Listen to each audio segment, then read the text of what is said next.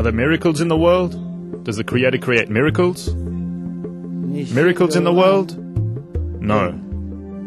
There's no miracles, there's no holy water, there's no amulets. Forget about these things. For thousands of years, people have believed in them. It would have been very nice if we had them, but other than psychological support, there's nothing to it.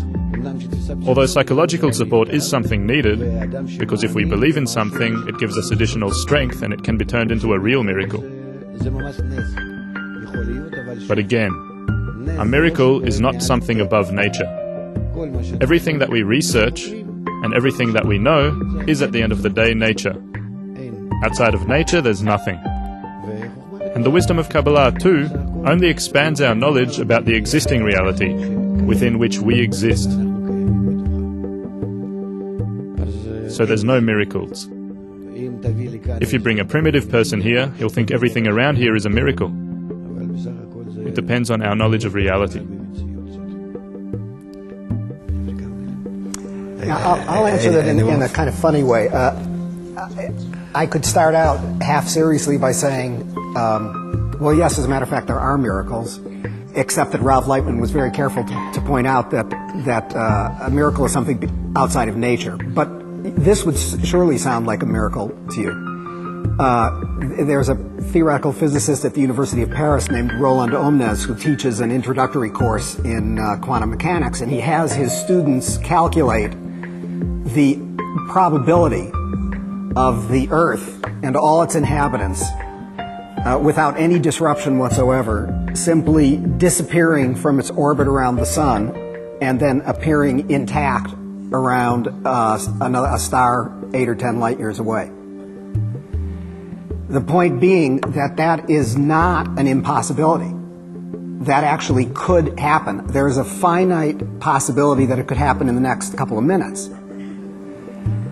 Now that probability is on the order of 1 over 10 to the 10th to the 84th power, which is an extraordinarily tiny probability.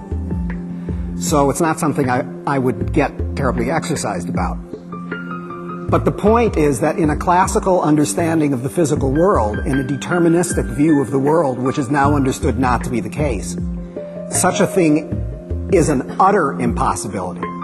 The probability of its happening is exactly zero, not just almost zero.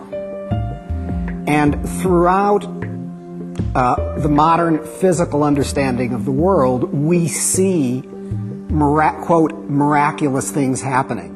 Now, what I don't mean just miraculous in the sense that a primitive person seeing it would find it miraculous. I mean, for instance, that a subatomic particle will routinely be in one place one moment and then will suddenly disappear where it is and reappear at a distance, wholly intact, without traversing the intervening distance.